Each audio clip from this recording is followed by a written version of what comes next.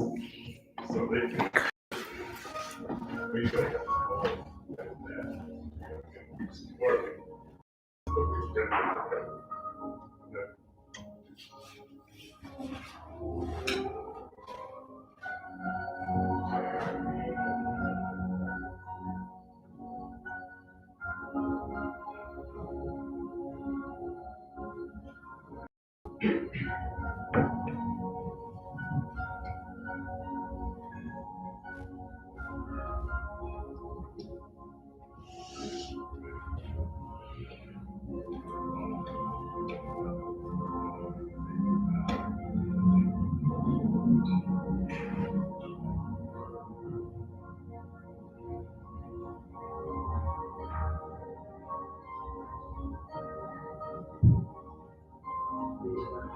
Yeah.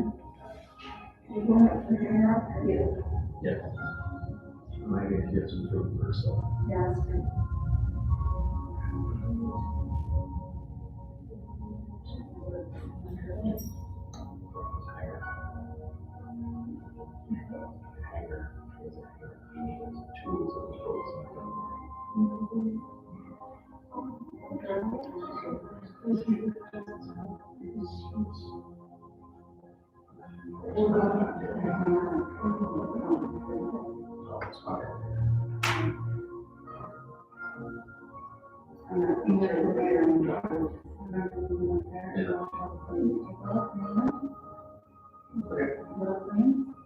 I don't have to.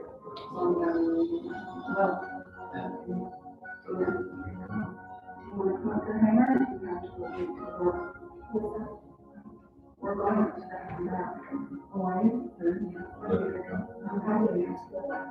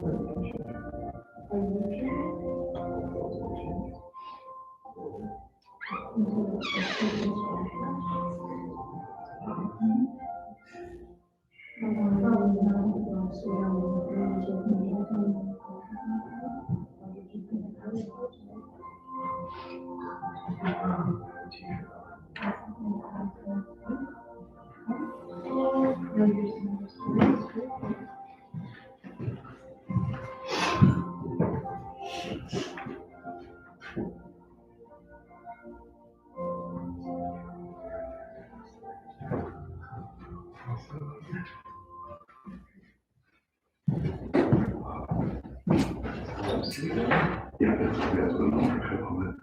So you got to go to YouTube and slash Rushnell Family Services.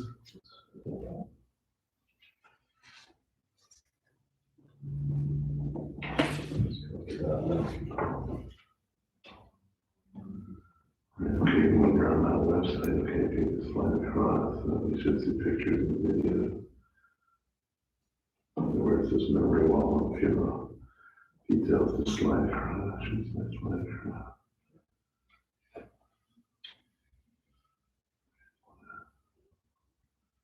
I just want to make sure that people are watching.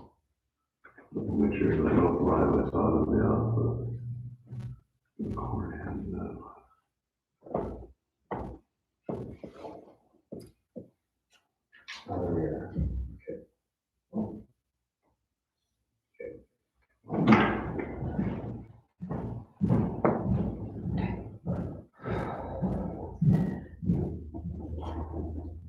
afternoon, everybody.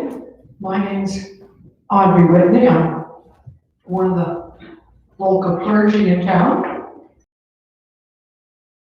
I'm active at the yacht club and got to know Lance there. So we're going to begin by sharing some thoughts about Lance. First of all, I'm going to read some information from Dawn, her thoughts about her dad. She says, it's very difficult to sum Dad's life up in a few words. Dad was a firecracker with a loyal and loving heart. I remember my grandma, Dad's mom, telling me that Dad once got in trouble at school because his teacher thought he was spelling his last name wrong when he was in kindergarten. He insisted that his last name was Crow, C-R-O-W, no E.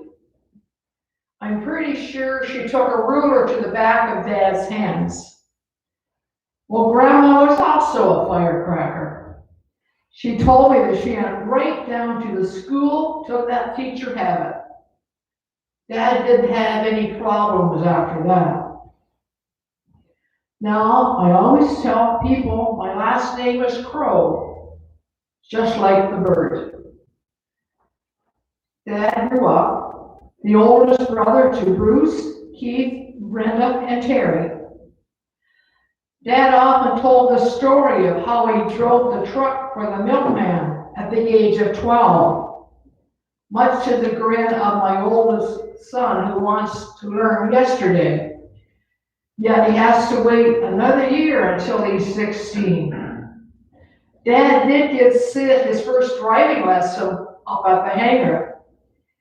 He shows Sid how to set his mirrors, find his blind spot, and how to drive safely, signal, turn, and brake. In my heart, I know that Sid was itching to go fast. And I think perhaps if I weren't there, Dad might have let him. Dad worked for Bell Telephone right out of high school. Our grandpa was a mechanic for Bell. Like Dad, he could fix anything. I'm not sure how long Dad was with Bell before getting his job at GM. Dad and Mom were very young by today's standards of being parents. Dad was just 21 years old when I came along, and 25 with Ian. I can't even imagine it. Dad worked most of his life at General Motors as a machinist. He was very proud of his work. Sometimes he'd bring things home that he made at work to show us what he did. Dad could solve problems, fix anything, and was incredibly smart at thinking outside the box. In grade 8, I had to make a weigh scale and had to be as precise as possible. Everyone in my class brought in these things built with wood, string, and pulleys. Mine was an old paint can stick clamped to an old hacksaw tape, taped to the piece of a Bristol board for the measurements, and the weights were hung on the end of the saw blade. I got 100%, thanks to my dad. It worked perfectly. Ian and I grew up in a very loving home. Mom and Dad always did their best to provide us with memorable life experiences. Every summer since I was 4 years old was spent in our boat. Ian took his first steps on the back deck of one of our boats. And when we got home, he had to learn to walk again because he had sea legs. One summer during a rainstorm coming into the harbor, our boy got caught up in one of the boat's props and ripped out one of the boat's engines. So this was supposed to be the beginning of a 3-week vacation. So Ian and I were sent off for a week to Presque Isle Park with Grandma and Grandpa in their motorhome. Meanwhile, Dad pulled the engine out of the boat and rebuilt it in a week. A week. Our dad could fix anything. The teenage years for myself were difficult on occasion because I was stubborn and hot-headed, just like Dad. I stand up for what I believe in. On many occasions, this drive and determination put Dad and I head to head with each other. I, in the end, have our crow look down to a fine art. Some days Dad and I would fight. I would spout off in my teenage ignorance that I knew best. How could he possibly think otherwise? It was fun being a teenager, wasn't it, when we knew everything? All this occurring in much less well-phrased and politely worded vernacular. I believe this drive helped me to become the strong person I am today. It helps me to attack life head on and not be afraid of things that are scary. Mom and Dad moved to Picton in 2004. Dad had become a comedy boy, only coming to Durham region to get together with shop boys, or to see Ian or I. Anytime I needed anything, at a drop of the hat, Dad came to help me. Dad would give anyone a shirt off his back, help you fix your boat, your car, or even help you move, while he was physically still able. Recently, my dad told me that he's having to designate tasks, and he hated it. He always wanted to be able to do things himself. My dad was fierce in his beliefs. He didn't take shit from anyone, and he stood up for what he believed in, whether you like it or not. I love my dad so much, and I'm going to miss him forever. Thank you, Donnie, for those fine remarks. Now Ian's gonna come and share some thoughts with us.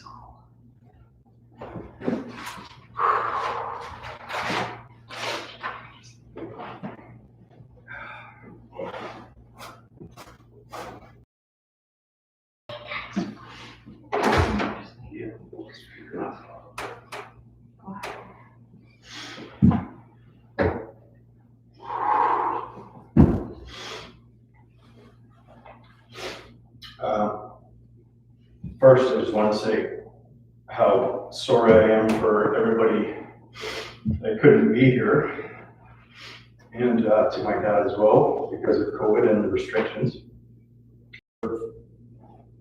Really like for this to have been a chance to kind of reunite with everybody and actually have a proper send-off, but we cannot do that.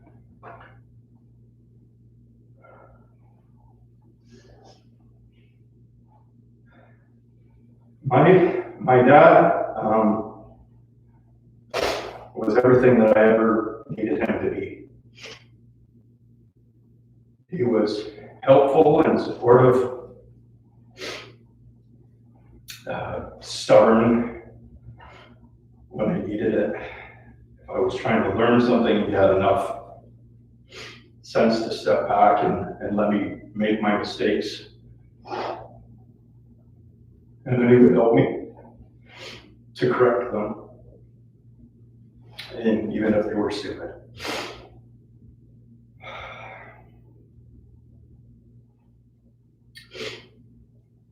He had a very meticulous and cryptic mind, always doing the Sudoku puzzles or crosswords, even when he probably shouldn't have been. And I have tried to do stuff like that my whole life, just trying to be more like my dad, but I don't have that. Thankfully, I got a lot of his other skills with the mechanical background. And I'm trying always to pass that on to my own children. To say that I'm going to miss my dad is a huge understatement.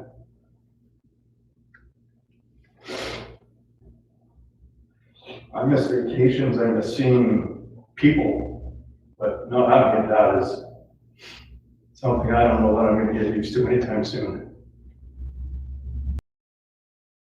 I remember I was working up here in the county, I would always pop in and give him a surprise visit. And he would always have the biggest smile when he didn't know I was coming. And he'd say, "Hello, weenie man." We'd have the biggest hug. And on Friday, for the first time, we left this place without hearing that. And I actually even tried to call him to say goodbye afterwards because I couldn't figure it out.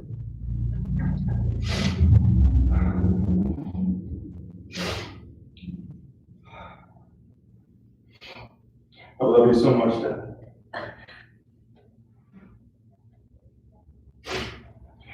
And I have a message from my Uncle Keith that I would like to read in his stead. Because again, of COVID restrictions, most of our family can't be here, but we will figure that out. And we will have a proper celebration and send off soon enough.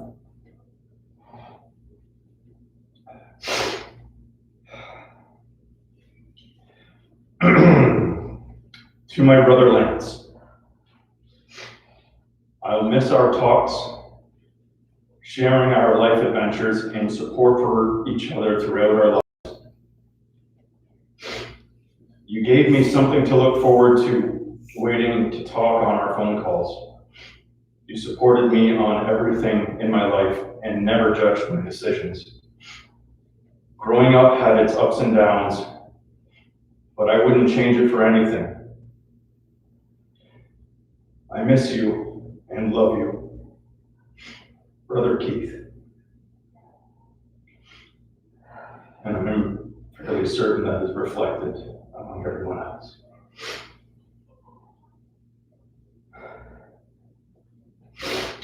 Thank you, and I'm sorry you guys couldn't be here. I love you, Dad.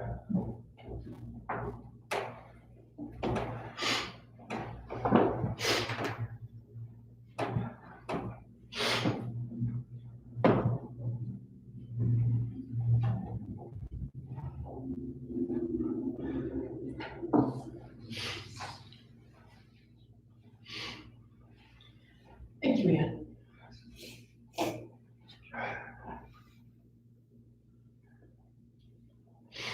I know we have some little folk here today who finds this a difficult time. So I'd like to share a story with you, okay? It's called The Invisible String.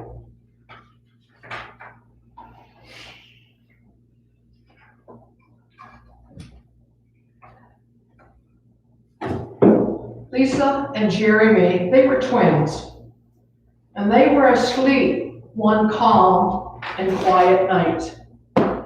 Suddenly it began to rain very hard. Thunder rumbled until it got so loud that it woke them up. "Mommy, Mommy," they cried as they ran up to her. "Don't worry, you two. It's just the storm making all that noise. Go back to bed." "We want to stay close to you," said Jeremy. "We're scared." Mom said, "You know we're always together, no matter what." "But how can we be together when you're out here and we're in our bed?" said Lisa. Mommy held something up, ran in front of them and said, "This is how."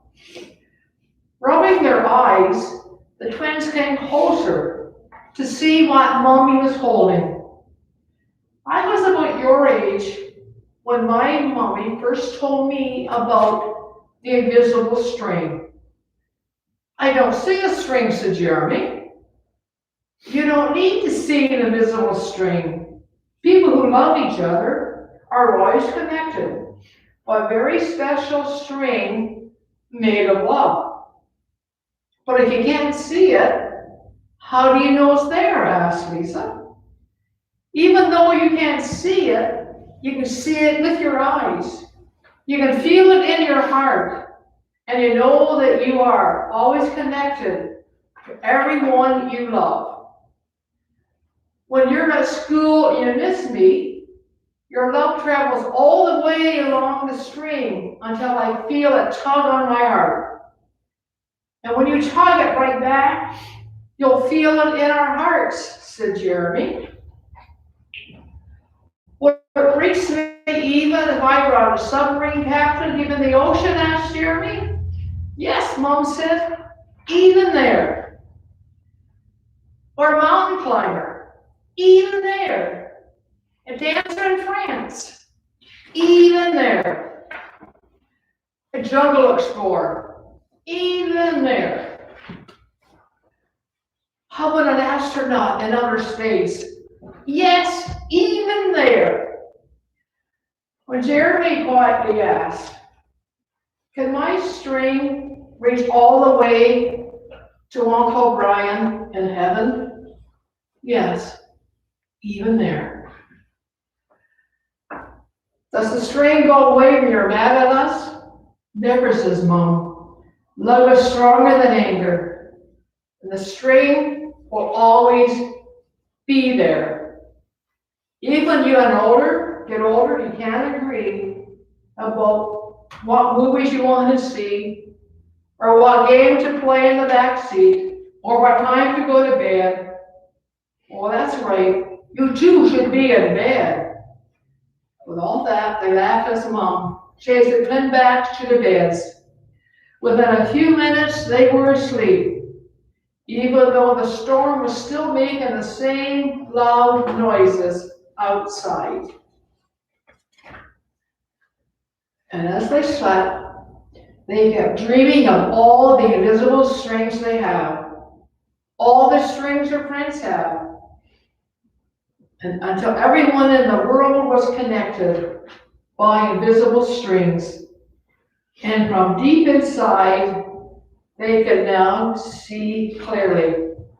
No one is ever alone.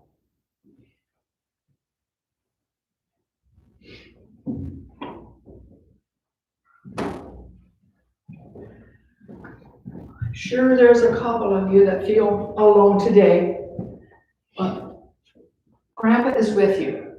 Okay? When you get feeling really lonely and sad, get your dad together in bed and reread the story.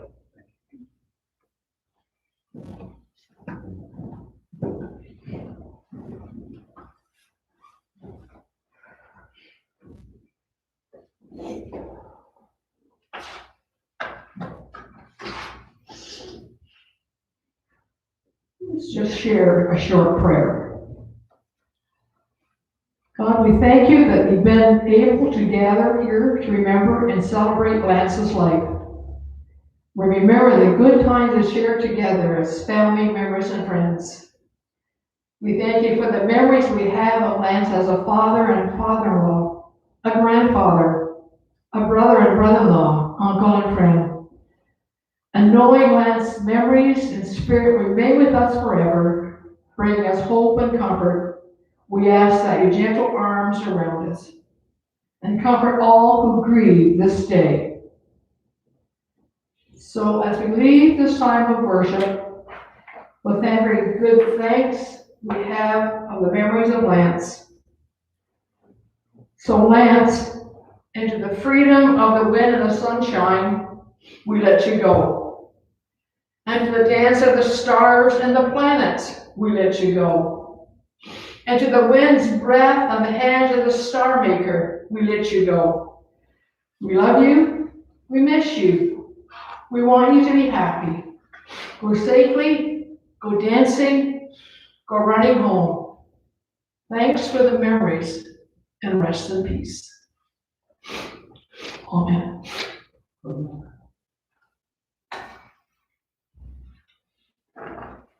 was out at Metro yesterday getting some groceries, and I ran into two people who said, from the yacht club, who says, we really listen, Lance, and we're quite saddened by his death. So he's certainly being thought of and missed.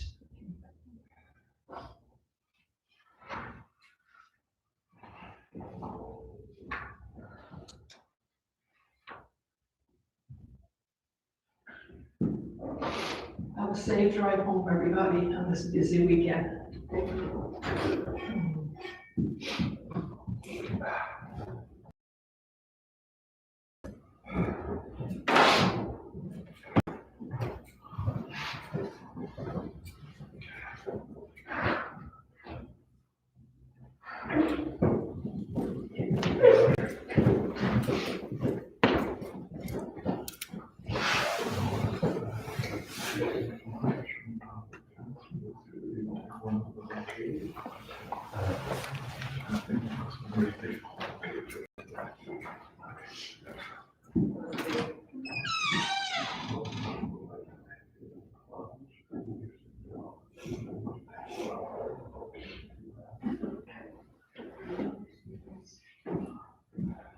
Everyone's welcome to take as much time in the chapel as you'd like, and when you're ready, we'll show you out to your cars.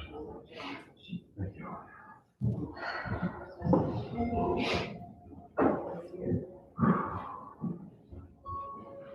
Sure. I just